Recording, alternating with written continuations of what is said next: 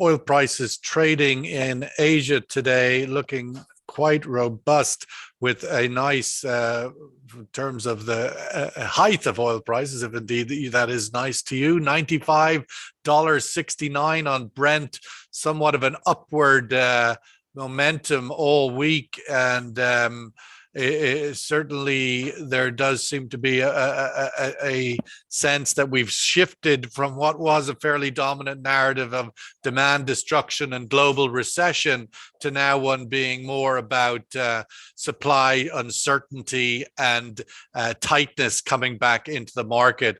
Let's kick off this morning with Dr. Carol Knackley, CEO of Crystal Energy. Carol, your thoughts at the moment with this sort of delicately balanced seesaw between demand destruction and supply concerns?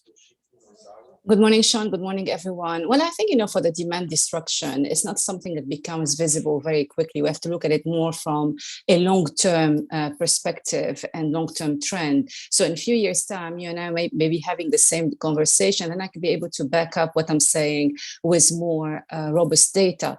But at the moment, we are still in the midst of a crisis, and that crisis is likely to intensify, especially as we head towards the end of the year, because as of early December, if I'm not mistaken, December 5th, EU sanctions on Russia seaborne oil are going to become effective. So that is one thing to take into consideration. The other thing is the oil price cap that will also come into place, and we have to wait and see that. So at the moment, there are more fears on the supply side. On the demand side, interestingly, there are some appeasing signs, not that it's all over and we get over the fear of a global recession, but at least in the major economy, that is the United States. I read yesterday that there are some expectations that actually the US economy grew in the third quarter, even at a very slow rate, but not really shrunk. And that by itself is sending a positive signal to the market. Plus, add to that, that maybe the Federal Reserve may not continue with its aggressive stance in December.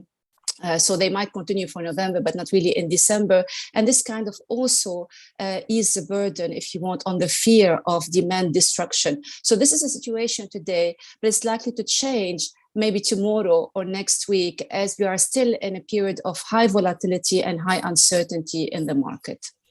It certainly does seem there's in some ways Ed Bell, Senior Director Market Economics at Emirates NBD. There does seem to be, at least from my perspective, the sort of bears getting out ahead of themselves vis-a-vis the idea that the Fed will back away from interest rates and will tolerate 40-year high inflation. Your thoughts on where the equity markets are moving at the moment with that sense of optimism versus the reality of inflation? Yeah, well, good morning, everyone. I think financial markets in general are quite optimistic and hopeful by their nature, and they are looking for any signal that they can get from central banks that they are going to start to pull back on the aggressive pace of tightening. I was very heartened and very proud as a Canadian to see that the Bank of Canada was inspiring U.S. Equity markets yesterday, as we had a smaller than expected hike from the Bank of Canada, and that's now being dragged as sort of, well, that's what the Fed is going to do next. After the Bank of Canada had hiked so aggressively, they went up by 100 basis points at one meeting. The Fed is going to do 75 next week at their November FOMC, and then 50 basis points in December, which is incidentally our own forecast.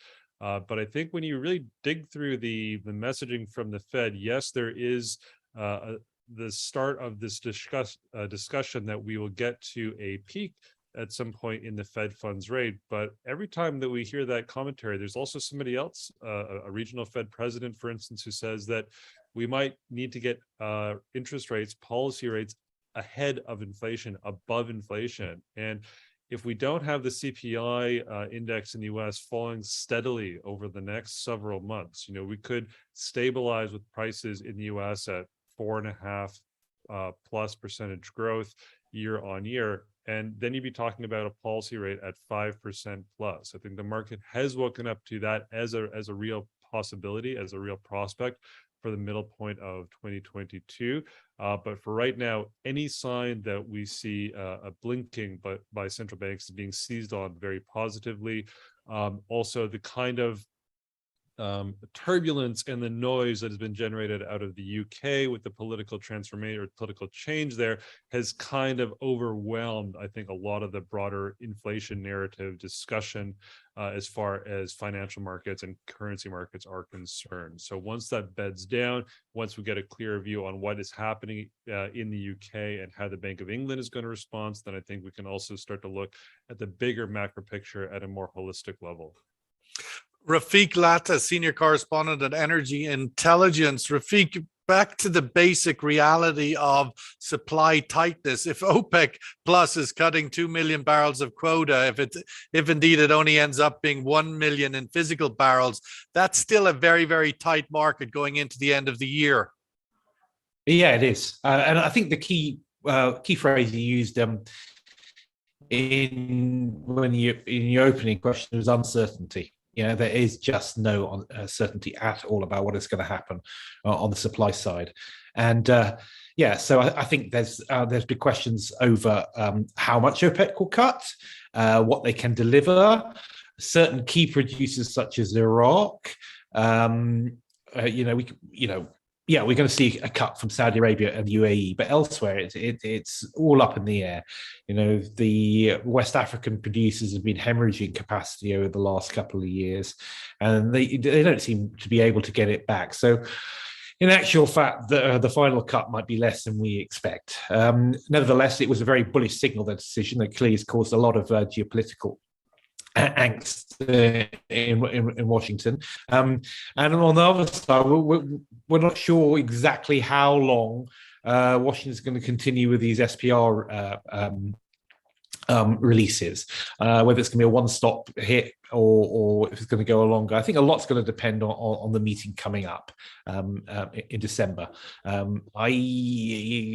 This kind of mood music is possibly they're going to step back from these cuts, but you got to wait and see. I suspect there'll be some meetings around the COP27 in Sharm el-Sheikh, and we could get a bit more of a guidance, a steer from that. Carol, what seems to be kind of somewhat disguised in all of this sort of noise on supply tightness, supply concerns versus demand destruction is the actual granular sort of excavation of where are the 3 million barrels that OPEC quotas at least are still today versus the actual production. Are they a long-term production capacity gone forever, i.e. Nigeria and others who simply cannot get back to where they were because they haven't invested the money over the last few years? Where are those 3 million barrels? I mean, first of all, we have to realize that there is always a human error in terms of quantifying the barrels. So we're not really actually counting potatoes in front of us. So there's always this kind of error of a certain margin. So we may be talking about 3 million, but may not exactly be 3 million. So that's one thing we have to acknowledge.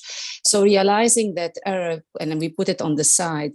Of course, there are countries, and again, with production today, this is a result of what happened with investment many years ago.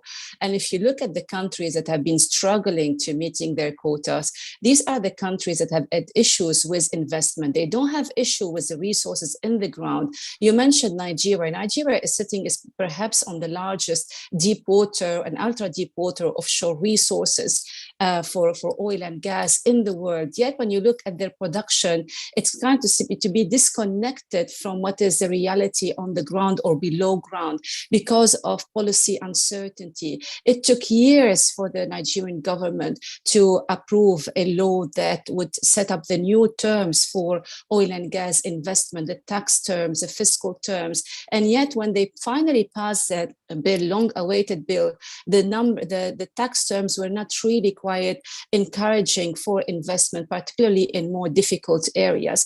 So the lack of production capacity comes from the lack of investment. And there, if I look, because all countries around the world are exposed to the same commercial uncertainties, which is the oil price in this case. Yes, cost can vary between one country and the other, but government policy plays a big role in shaping, in understanding why there hasn't been investment and why they have been struggling to meet production. But unfortunately, it's very difficult to convince many governments, particularly in the developing world and in sub-Saharan Africa, of this kind of relationship between investment and production.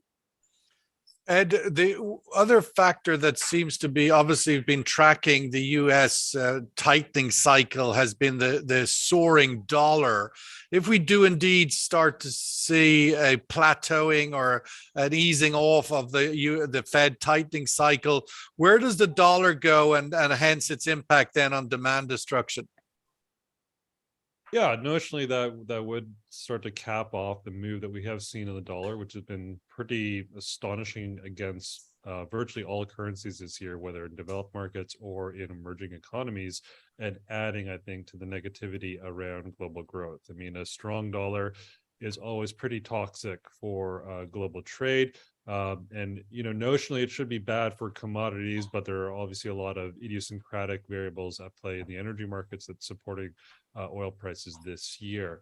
I think the question is, okay, if you have the Fed deciding to maybe ease, not necessarily cut rates, but to slow down the pace of its hiking cycle, does that automatically translate into a weaker dollar? Well, that depends what's happening on the other side of the currency pair too, right? So if you don't have the sustained hikes from the counterparties to the dollar, like the Eurozone or the Bank of England or Bank of Japan, which still retains very accommodative stance on policy, or China's economy looks like it's still going to be frustrated or got this handbrake on it from the zero COVID policy, that doesn't necessarily translate into a softer dollar against a lot of those peer economies. So that still represents a big barrier, I think, for commodity purchasing going into 2023. Now, we do expect that there's going to be a little bit of a softening in the dollar, given how strong things have moved this year, and that the Fed basically went bigger and faster than most of its peer central banks. But it's not like we're going to see a total reversal and the euro getting back to, say, 115, 120 going into the end of next year. We still think that most currencies are going to be pretty soft against the dollar. One area to caveat that is that in the emerging world, actually, they did a lot of their work previously. So they did a lot of the hiking cycles in 2021. So they may be able to ride out endure a stronger dollar a little bit better than actually some of the big developed economies who are having to catch up with interest rate hikes now. So there could be a little optimism that the effect of a strong dollar isn't as deleterious on their ability to go out and buy in the market in 2023. Well, it was surprising yesterday. We had a senior policy advisor in India on who was basically signaling that India are quite happy with oil prices at these levels. I think it's the first time I've ever heard an senior Indian advisor or similar type profile acknowledge that sort of point, which I suppose they might be getting discounted Russian oil, and so hence the pain isn't as great.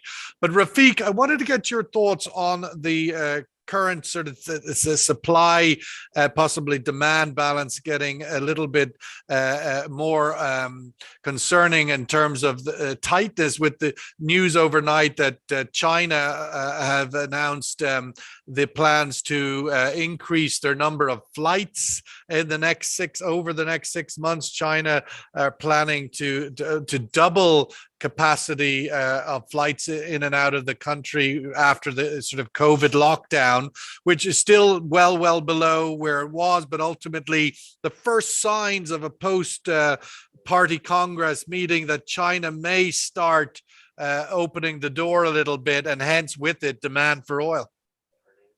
Yeah, and I think the China aspect is something that's is often forgotten in driving OPEC decisions. I mean, don't forget, the big OPEC producers, exporters, they're more exposed than others to what goes on in China. And we're looking at so so far this year, China imports are running at under 10 million barrels a day, which is the lowest point it's been since 2018, if that does in fact continue to the end of the year. So this is a big thing, because we've seen this has been the engine for world demand growth. It's driven everything for the last 2 decades, and we've had consecutive years. Even during COVID, China imports went up. So any sort of reversal of that is definitely a big deal, and especially a bigger deal for the OPEC producers. I think they're going to be careful. They're going to be careful because that has been their default position. Sorry, careful means they're going to keep the market tight, or what does careful mean? That means they're going to keep the market tight, or they are both ideologically and emotionally pivoting towards that kind of market view. Of course, the big fuss from Washington might shake up that. We'll see in December. But I think, what we've seen over the last 18 months or so since COVID, since the big cut, is that when in doubt, they'll keep it tight. And you look at the actual price reaction to this 2 million barrel a day cut, it was relatively muted to begin with, which does suggest that that certainly there are some strong demand concerns. But a China thing China rebound will definitely change the picture here. We have to wait and see. But one thing I want to say on the demand front, which I want to make sure we get it in this morning before, is the IEA's WEO report, which comes out today, which has just come out. So this is their World Energy Outlook, and that I believe it was flagged a couple of days ago by IEA chief Fatih Birol. We're seeing like a 20% increase in renewables capacity growth this year. 20%. That is absolutely huge, and that should be a wake-up call for OPEC about the speed of this transition. And just to compare it, last year, 2021, what was just 7%. So that's like a step change, and that shows that. Is that globally? That's globally, yeah. That's massive. That is massive. If it's correct, yeah. And so that's like a completely different picture from what we've seen. I mean, whether it's sustainable or not, I don't know, but that should be a wake-up call if it in fact it does turn out to be true. Yeah. Carol, we've had again overnight yesterday the war of words between Riyadh and Washington continuing, starting to feel like it's a little bit nasty, and this foreign secretary or the foreign minister of the US responding to comments by the Saudi oil minister in Riyadh. How serious do you think this is evolving into? Do we see any real policy change on the back of it, or is it just a temporary moment? What are your thoughts? I mean, surely in Washington, in the White House, they were not happy with the decision of OPEC Plus cutting 2 million barrels a day, irrespective whether we're talking about actual barrels or just paper barrels, but because the timing for them was wrong. So that's one thing to take consideration. If it happened perhaps after the midterm elections, because gasoline prices, which are driven, which are affected by oil prices, are perhaps the most political fuel or source of energy in the US. So it's a quite sensitive issue. So there is this discontent. But I said before here on Gulf Intelligent podcast that it's unlikely to really cause any serious deterioration in the relations between Saudi Arabia and the USA. But of course, not by itself. But I suppose the point I'm getting to is that this isn't the first piece of the puzzle, right? This has been a kind of an eroding, progressively frustrated relationship for some time. Yeah, but let me add a few things, Sean. First of all, we talk about OPEC. Yes, I agree with Rafiq. Maybe the market reaction was muted to the cuts. Yeah, but actually it wasn't that muted because prices were falling. They were heading to the low 80s. Now they are heading towards 100 following the cuts. But there is also the other thing. Don't forget that Biden himself has promised, kind of secured a floor to the oil price of nearly $70 a barrel, whereby he told on the WTI. industry, exactly, on WTI. So in that respect, the Biden administration is kind of mimicking what OPEC is trying to do, but albeit perhaps at a lower level, because the US is the world's largest oil and gas producer. So we shouldn't forget that they are also benefiting to a certain extent from higher prices. However, it's interesting to see what His Excellency Saudi Energy Minister said about the drawing down of the SPR in the US, that is a big mistake, and that could create greater volatility in the market. And guess what? This is what the Republicans are also saying. ahead of the midterm elections to Biden, that this is endangering the energy security in the US because the SPR are today at the same level seen in the mid-1980s. So there is some kind of, maybe on a general level, you can look at the US as one entity versus Saudi Arabia, but I think behind the CNA, I don't think there is a huge discontent because they are both benefiting from the current situation in the market. To a certain extent, the timing is not great, but there is also a strong faction in the US which is quite aligned with what the Saudis are also saying, or OPEC Plus is also saying. Let's get the survey question in again, looking at this outlook for the rest of the fourth quarter. We're now at the end of October, so we're practically knocking on the door of where things are going. Oil prices do seem to be trending up with that $90 floor locked in by the OPEC decision, which obviously only comes into effect on November 1st. Even if it's 1 million barrels of the 2, we then have in the beginning of December the likely of another 1 million barrels of Russian crude because of the EU embargo. So with all of that, will oil prices reach, that's Brent, $100 before the end of the year as supply concerns become reality as EU embargo on Russia kicks in?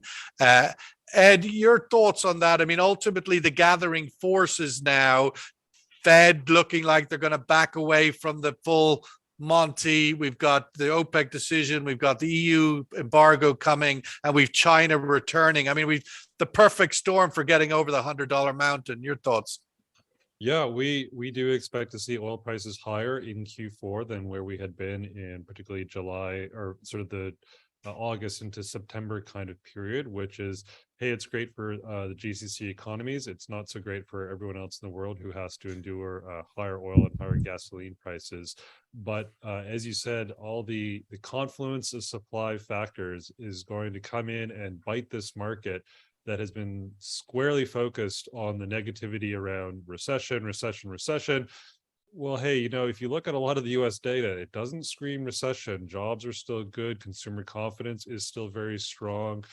Yes, the housing market is not doing so great, but pretty much every other indicator, yeah, it's slower, but it's not necessarily a recession. And I think maybe outside of the oil market, the financial markets are thinking, okay, if we're going to have a recession, then oil is going to fall, oil consumption is going to fall off the cliff, because we're thinking back to what happened in March and April 2020.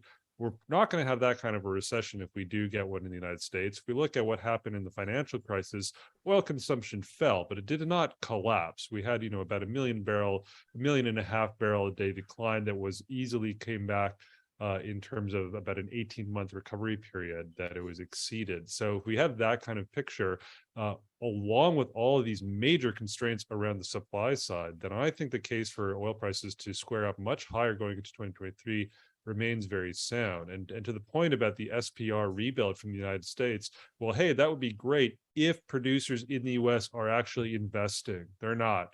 Right? US oil production has been flat for about 9 months at 12 million barrels a day.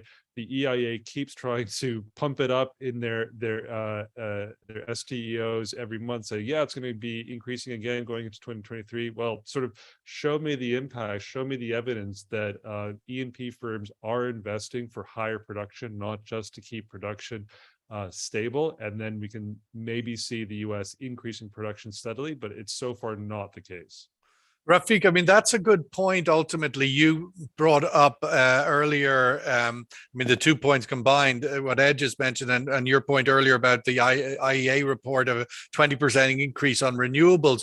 I mean, that headline is going to keep investment in new capacity of oil and gas, and particularly in the US, as Ed has pointed out, under control, because the incentive to pump more money into oil and gas, clearly the majors are reluctant to do so, and this sort of news will keep their firepower dry. I think your thoughts on that as that transition noise gets louder, the investment in capex gets less. Yeah, and I just want to add to those points, Carol's point about governance and what's happening in Nigeria. I mean, this is basically, you look at the world, who's investing? It's people with good, strong NOCs and low-cost oil, and it's places with, let's say, benign terms like the Guyanas and Charlotte, Namibias of this world that you're seeing investment in.